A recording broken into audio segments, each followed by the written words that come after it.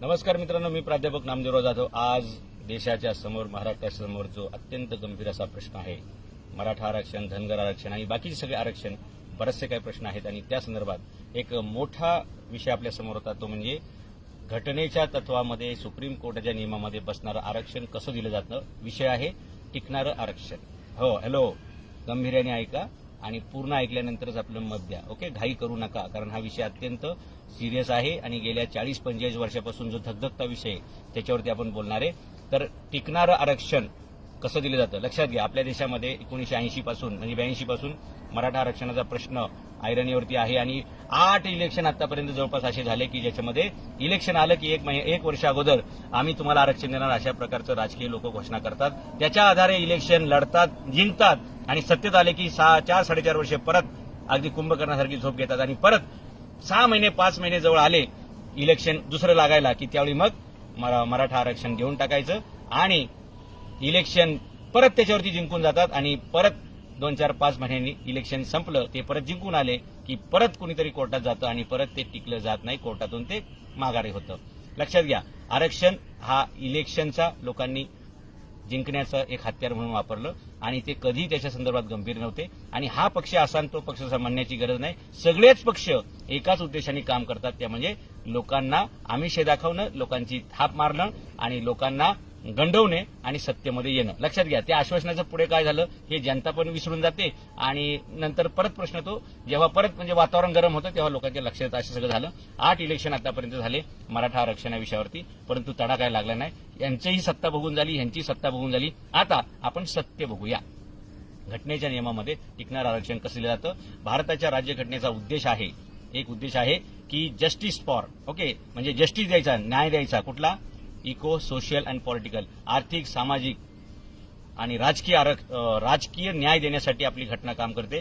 जगातील सर्वोत्तम घटना डॉक्टर बाबासाहेब आंबेडकरांनी लिहिली आणि ती सर्वसामान्य माणसाच्या सर्वांगीण विकासासाठी लिहिली आहे. प्रत्येक समाजाचा, प्रत्येक माणसाचा, प्रत्येक घटकाचा आर्थिक, सामाजिक आणि राजकीय विकास व्हावा याच्यासाठीची घटना आहे.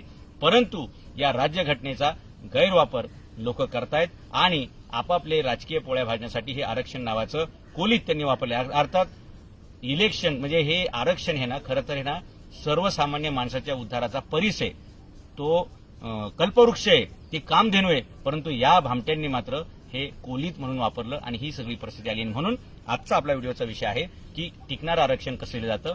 तर भारताच्या राज्यघटनेमध्ये 46 नावाचं कलम आहे, आर्टिकल 46 आहे आणि त्या संपूर्ण कलमाचा उद्देशच एक आहे की आर्थिक मागास लोकांचा विकास करणं. म्हणजे समाजातील जो विकर सेक्शन आहे त्या विकर सेक्शनचा विकास करण्यासाठी 46 कलम आहे आणि याच घटनेतील तरतुदीचा वापर करून केंद्र सरकारने 2019 मध्ये 102 नावाची घटना दुरुस्ती केली आणि त्यानुसार या देशातील आर्थिक दुर्बल घटकांना आरक्षण दिलेलं आहे. सोशल म्हणजे इकॉनॉमिकली विकर सेक्शन नावाचं एक कॅटेगरी बनलेली आहे, त्याच्यामध्ये 10% आरक्षण दिलेले. ही घटना घडली 2019 मध्ये आणि घटना दुरुस्ती क्रमांक 102 आणि मग त्याच्यानंतर हे आरक्षण सुप्रीम कोर्टासमोर ठेवलं गेलं आणि सुप्रीम कोर्टाने 12 नोव्हेंबर 2022 ला या आरक्षणाला, इकॉनॉमिकली विकर सेक्शन 10%चं जे आरक्षण दिलं होतं त्याला वैध करार दिलं, त्याला व्हॅलिड मानलं. म्हणजेच काय तर हे बिल राज्यसभेमध्ये चर्चा झाली, लोकसभेमध्ये त्याच्यावर मतदान झालं आणि मग सुप्रीम कोर्टाकडे झालं आणि सगळीकडे टिकलं आणि आज देशामध्ये 10% इकॉनॉमिकली विकर सेक्शन हे आरक्षण अस्तित्वात आहे, ते कायदेशीर आहे आणि त्याचा लोकांना फायदा सुद्धा होत आहे. ओके, म्हणजे आता अलीकडे 2019-2022 मध्ये दिलेलं आरक्षण हे व्हॅलिड होतंय आणि 1982 पासून दिलं जाणारं आरक्षण मात्र हायकोर्टामध्ये किंवा सुप्रीम कोर्टामध्ये टिकत नाही. असं कसं होईल?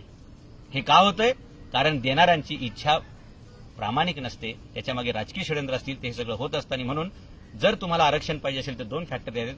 आचारी पण तुम्हाला फेवरेबल पाहिजे आणि तुमचा वाढपी पण पाहिजे. आचार्यांनी खूप चांगलं जेवण बनवलंय पण वाढपी बदमाश असेल तर तुमच्या पंक्तीपर्यंत ते येत नाही, किंवा वाढपी तुमचा चांगला फेवरचा आहे परंतु आचार्यांनी किचनमध्ये ठाणठाण गोपाळ करून ठेवले, काही शिजवलंच नाही तरी तुमच्या परिणाम नाही. म्हणून हे 2 मार्ग आहेत. लोकसभा, राज्यसभा ह्याच्यात बिल ठेवायला लागेल, ते पास करावं लागतं आणि ते सुप्रीम कोर्टात टिकावं लागतं. आता सुप्रीम कोर्टात टिकण्यासाठी काय करावं लागतं तर भारताच्या राज्यघटनेत जे आर्टिकल 46 आहे त्यानुसार आर्थिक मागास घटकांच्या विकासासाठी ते कलम आहे, त्याचा वापर करून हे आरक्षण दिलं गेलेलं आहे. मराठा आरक्षणासाठी सुद्धा हे कलम आपल्याला वापरता येईल. आणि आर्थिक दुर्बल घटकासाठी जे आरक्षण दिलं गेलं होतं त्याच्यामध्ये सरकारने 2 फॅक्टर वापरले होते, लक्षात घ्या. ते पहिल्यांदा आपण नीट समजून घेऊया. एक, युनायटेड नेशन्स ऑर्गनायझेशन नावाची एक संस्था आहे आणि या संस्थेचा उद्देश आहे 2030 पर्यंत जगातील सर्व गरिबी संपवणे आणि हे गरिबीचं, जागतिक गरिबीचं, दारिद्र्याचं निर्मूलन करणे हा त्यांचा जो उद्देश आहे त्याला पूरक म्हणून भारतीय राज्यघटनेतल्या कलम 46 चा उपयोग करून घटना क्रमांक 102 केली गेली आणि 10% ईडब्ल्यूएस आरक्षण दिले गेलेलं आहे. कारण भारतीय राज्यघटनेचा उद्देश हा सर्व जातीच्या, सर्व समाजाच्या, सर्व लोकांना इकॉनॉमिक, सोशल, पॉलिटिकल जस्टिस देणं हा आहे आणि त्याला अनुसरून म्हणजे युनोचा उद्देश आणि भारतीय राज्यघटनेचा उद्देश या दोघांचं कॉम्बिनेशन करून केंद्र सरकारने हे 10% आरक्षण दिलेलं आहे. मला सांगा, युनो म्हणजे युनायटेड नेशन्स ऑर्गनायझेशन, संयुक्त राष्ट्रसंघ. संयुक्त राष्ट्रसंघाच्या उद्देशाच्या पूर्तीचा उपयोग भारतातील आरक्षणासाठी झालेला आहे. याच भारतामध्ये महाराष्ट्र आहे आणि याच महाराष्ट्रामध्ये मराठा समाज राहतो. नंबर 1 म्हणजे आपण या पृथ्वी तलावरले माणसं आहोत, हे एक सिद्ध होतं. दुसरी गोष्ट, भारतीय राज्यघटनेचा जो उद्देश आहे कलम 46 मधला की समाजातील आर्थिक दुर्बल घटकांना न्याय देणं, त्याही तत्वामध्ये मराठा समाज बसतो, महाराष्ट्र बसतो. कारण भारतीय राज्यघटना भारताला व्हॅलिड आहे आणि भारताची राज्यघटना महाराष्ट्राला पण व्हॅलिड आहे आणि ह्या महाराष्ट्रामध्ये मराठा समाज राहतो. त्यामुळे हे 2 उद्देश, घटनेचा जो उद्देश आहे आर्टिकल 46 आर्थिक मागास घटकांचा विकास करणं, त्याच्यामध्ये आपल्याला याचा विचार करून करावा लागेल. आणि युनायटेड नेशनचा जो गोल आहे की 2030 पर्यंत जगातील सगळी गरिबी संपली पाहिजे आणि त्यासाठी सस्टेनेबल डेव्हलपमेंट गोल हे जो युनायटेड नेशनचं तत्व आहे किंवा उद्देश आहे की जगाचा शाश्वत विकास करणं, त्या शाश्वत विकासामध्ये जगातले सगळे देश येतात आणि त्या सगळ्या देशांमध्ये भारत पण येतो आणि भारतामध्ये महाराष्ट्र पण येतो. या 2 तरतुदी, ज्या तरतुदीचा उपयोग करून ईडब्ल्यूएसचं 10% आरक्षण दिलं गेलं, त्याच तरतुदींचा वापर करून, उपयोग करून मराठ्यांना सुद्धा आपल्याला आरक्षण देता येऊ शकतं, मिळवता येऊ शकतं. फक्त मी सांगितलं त्याप्रमाणे ह्या 2 तरतुदी आपल्याला वापरायच्या आहेत, भारतीय राज्यघटनेचं प्रिएम्बल आणि दुसरं युनायटेड नेशनचा गोल, युनायटेड नेशनचा उद्देश. हे 2 करायला पाहिजे आणि त्याच्यामध्ये फक्त 2च अडचणी मी तुम्हाला सांगितलं की आचारी पण तुमच्या फेवरला पाहिजे, जो जेवण बनवणार आहे तो, म्हणजे जो मसुदा बनवणार आहे, ड्राफ्टिंग करणार आहे तो, आणि दुसरं वाढपी सुद्धा तुमच्या फेवरचा पाहिजे, जो वाटप करणार आहे तो. ह्या 2 गोष्टी घडल्या तर मला वाटतं मराठा समाजाचा आरक्षणाचा, मराठाच नव्हे धनगर समाजाच्या आरक्षणाचा प्रश्न मिळेल. कारण जसे मराठ्यांमध्ये लोक गरीब आहेत तसे धनगरांमध्ये पण आहेत, तसेच मुसलमानांमध्ये पण आहेत, इतर जातींमध्ये पण आहेत आणि ह्या सर्वच जातींना जर न्याय द्यायचा असेल तर मला वाटतं आरक्षणाची मर्यादा वाढवणं हा एक चांगला उपाय आहे. आता याच्यावर लोक असं कमेंट करतात, लोक याच्यावरती आपले मत असे मांडतात की राज्यघटनेनं 50%चं मर्यादा दिलेली आहे, ती ओलांडता येत नाही आणि मग ती व्हॅलिड होत नाही. ऐ शाने लोकांनो, हे असे कोणी जे बोलतात ना, कार्यकर्ते किंवा नागरिक, त्यांनी समजून घ्या, आरक्षण देणं हे घटनेचं तत्व आहे आणि आरक्षणाची मर्यादा ठरवणं हे सुप्रीम कोर्टाची मर्यादा आहे. लक्षात घ्या, आरक्षण देणं हा पार्ट, जसं मी वाढपी आणि आचारी म्हटलं, तर हे वाढपी आणि आचारी म्हणजे हे 2 आहेत. तर हे आरक्षण देणं हे घटनेची बाजू आहे आणि आरक्षणाची मर्यादा वाढवणं ही सुप्रीम कोर्टाची बाजू आहे. जर सुप्रीम कोर्टाची म्हणजे आरक्षण वाढवता येतं की नाही, आरक्षणाची मर्यादा वाढवता येते की नाही, तर आरक्षणाची मर्यादा वाढवता येते. कशातून वाढवता येते हे मी तुम्हाला सांगितलं मगाशी. तसं 102वी घटना दुरुस्ती केली त्यानुसार 50%च्या आरक्षणातून 50%तून 10% ईडब्ल्यूएस नाही, 50% आहे ते तसंच ठेवलेलं आहे आणि वर जास्तीचं 10% दिलेले आहे एक्स्ट्रा. आणि आता आरक्षण भारतामध्ये झालेले 60%. म्हणजे सुप्रीम कोर्टाने जे 10% आरक्षण व्हॅलिड ठरवलं ईडब्ल्यूएस, ते 50 + 10 असं 60 झालेलं आहे. मग आता 60चं 70 होऊ शकतं, 75 करता येईल आणि आणखी किती पर्यंत न्यायचं हे त्या समाजाची परिस्थिती बघून, त्या समाजातील आर्थिक दुर्बल घटकांचा सर्व्हे करावा लागतो आणि त्यानुसार हे आपल्याला आर्थिक दुर्बल घटकामधून आरक्षण देता येतं, आर्थिक निकषावर देता येतं. आता राहिला प्रश्न असा, बऱ्याचशा लोकांचा असा समज आहे की आरक्षण हे जातीला दिलं जातं, मराठा जातीला आरक्षण मिळू शकत नाही. लक्षात घ्या, धनगर जातीला आरक्षण मिळू शकत नाही, आदिवासीला आरक्षण मिळत नाही. लक्षात घ्या, भारतीय राज्यघटनेचं आरक्षण हे कास्ट बेस नाही, that is a class base. म्हणजे हे आरक्षण जातीला दिलं जात नाही, प्रवर्गाला दिलं जातं, जातींच्या समूहाला दिलं जातं. एससी एसटी मध्ये काहीतरी 35+ जाती आहेत, ओबीसी मध्ये 400+ जाती आहेत, असं जातींच्या समूहाला, त्याला प्रवर्ग म्हणतात, त्याला दिलं जातं. आणि म्हणून मनोज जरांगे पाटील ही जी मागणी करतायत की मराठा समाजाला ओबीसी मध्ये घालून ते आरक्षण द्या, तर हे घटनेच्या त्या तत्वाला पुढे नेणारी गोष्ट आहे की एकट्या मराठा समाजाला वेगळं आरक्षण देता येत नाही. म्हणून मराठा समाजाला ओबीसी प्रवर्गामध्ये घालून त्याच्यातून ते आरक्षण द्यावं. राहिला प्रश्न असा मग ओबीसीवरती अन्याय होईल का, तर ओबीसीवर अन्याय होणार नाही. कारण ही जी आता आरक्षणाची मर्यादा 50 वरनं 60 वर गेली आहे ईडब्ल्यूएस मुळे, ती तुमची 70 वर जाऊ देत, 75, 80 जेवढी किती घालवायची हे सरकारने आणि सुप्रीम कोर्टाने ठरवायचंय. तशी ती मर्यादा वाढवता येईल आणि ओबीसीवरती सुद्धा अन्याय होणार नाही. कारण मराठ्यांना समजा जर 15% आरक्षण दिलं तर 15%चा कोटा वाढवावा लागेल. मराठ्यांना जर समजा 20% आरक्षण दिलं तर 20%चा कोटा वाढवावा लागेल. ओबीसीवरती अन्याय होणार नाही आणि मराठ्यांच्या अन्यायाचं परिमार्जन होईल. आरक्षण दिलं जाईल आणि ते सुप्रीम कोर्टामध्ये सुद्धा टिकेल. मी सांगितलेल्या ह्याप्रमाणे आपण गेलो तर फक्त याच्यामध्ये एकच अडचण मला दिसती, ती म्हणजे राजकीय लोकांच्या हेतूची प्रामाणिकता.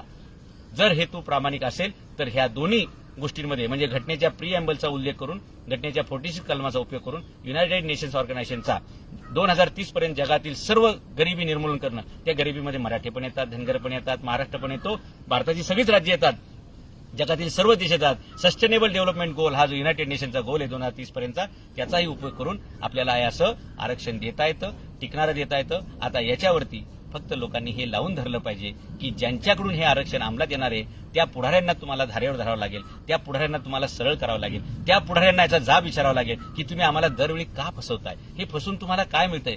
फसवणारे गब्बर होत चाललेत मित्रांनो, आणि ज्यांची फसवणूक होते ते बिचारे निबार गरीब होत चाललेत. आणि अशी जर सामाजिक विषमता वाढत गेली, अशी जर सामाजिक दरी तयार झाली, आर्थिक दरी तयार झाली, तर ही देशाला परवडणारी गोष्ट नाहीये. आणि म्हणून सरकारने पटपट झटकत हे याच्यावरती गांभीर्याने निर्णय घ्यायला पाहिजे. आणि लोकांनी, आणि लक्षात ठेवा, हा प्रश्न मराठ्यांचा आहे, मराठा आरक्षणाचा आहे असं समजून बाकीच्या जातींनी झोपून राहू नका, घरी बसून राहू नका. मराठा समाज हा देशातील सर्वात मोठा समूह आहे आणि तो आवाज उचलू शकतो. त्याची संख्या जास्त असल्यामुळे ते कुठेही मोर्चा काढू शकतात, ते कुठलाही मोर्चा सक्सेस करू शकतात. बाकीच्या जाती छोट्या आहेत, म्हणजे उंटाच्या तोंडात जिऱ्यासारख्या, त्यांनी मोर्चा काढला तरी कोणाला काय कळणार नाही, एवढे छोटे आहेत. या जातींनी सुद्धा मराठा समाजाला साथ द्यावी आणि ज्यावेळी सगळा समाज मिळून एकमेकासाठी मागेल, एकमेकाला पाठबळ देईल, तेव्हा मात्र या देशातील राजकारणी लोकांना याचा गांभीर्याने विचार करावा लागेल आणि तो न्याय द्यावा लागेल. लक्षात घ्या, एका जातीसाठी जर एक जात भांडली तर त्याला काही यश मिळणार नाही. एका भावासाठी बाकीचे भाव उभे राहिले ना, लक्षात घ्या, एक काठी तुटते पण अख्ख्या काठीचं बंडल जर तयार केलं तर ते तुटत नाही. तसं सर्वच समाजांनी एकमेकाच्या विकासासाठी एकमेकाला पाठबळ दिलं पाहिजे. आणि फोडा आणि राज्य करा हे जे राजकारणी लोक करतात त्याला आपण पुरून उरलं पाहिजे. लक्षात घ्या, स्वातंत्र्यपूर्व काळामध्ये दलित बांधवांची जी अवस्था होती, ते गावाबाहेर होते, व्यवस्थेबाहेर होते आणि शैक्षणिक, सामाजिक, आर्थिक सगळ्याच गोष्टींमधून ते वंचित ठेवले गेले होते. आज त्याच्यापेक्षाही भयानक अवस्था ही मराठा समाजाची झालेली आहे. कारण गेले 50 वर्षापासून त्यांची फसवणूक झालेली आहे आणि मराठा समाजाचे महत्वाचा हक्काचा उत्पन्नाचा सोर्स होता, त्या जमिनी तर डिवाइड होतच गेल्या. परंतु इंदिराबाईंनी ज्यावेळी कायदा आणला लँड सिलिंगचा, एका रात्रीत 500 एकरचे पाटील देशमुख सुद्धा 50 एकरवरती आले आणि मग तिथून खरी मराठ्यांची पिछाड सुरू झाली. आणि आज एक काळामध्ये समृद्ध असणारा मराठा समाज जर विस्थापित झाला असेल, जर तो गरीब झाला असेल, तर बाकीच्या समाजाची काय अवस्था झाली असेल हे आपण समजू शकतो. आणि म्हणून राज्यकर्त्यांचं प्रामाणिक अप्रोच, राज्यकर्त्यांचा प्रामाणिक दृष्टिकोन असेल तर सर्व समाजांचा विकास होतो. आणि सबका साथ सबका विकास हे फक्त म्हणण्यापेक्षा हे कृतीत आणायची ही वेळ आहे, ही संधी आहे. आणि सबको साथ लेंगे, सबका विकास करेंगे, याच्यासाठी हे अशा प्रकारचं आरक्षण देता येऊ शकतं. मला वाटतं माझ्यामध्ये काय दुरुस्ती करायची असेल तर डेफिनेटली तज्ज्ञांनी त्याच्यावर सांगावं. परंतु मी जे मतं मांडलेली आहेत ते अत्यंत अभ्यास करून मांडलेली आहेत आणि याच्यातून मराठा आरक्षणाचा प्रश्न सुटेल. मला वाटतं जरांगे पाटलांची जी मागणी आहे की मराठ्यांना ओबीसीमध्ये घाला आणि मराठ्यांना कुणबीचं सर्टिफिकेट देऊन द्या, तर मला वाटतं हा शॉर्टेस्ट मार्ग आहे. लॉंगेस्ट मार्गामध्ये जायची गरज पडणार नाही आणि त्या दिशेनं ठाम सगळ्यांनी राहा.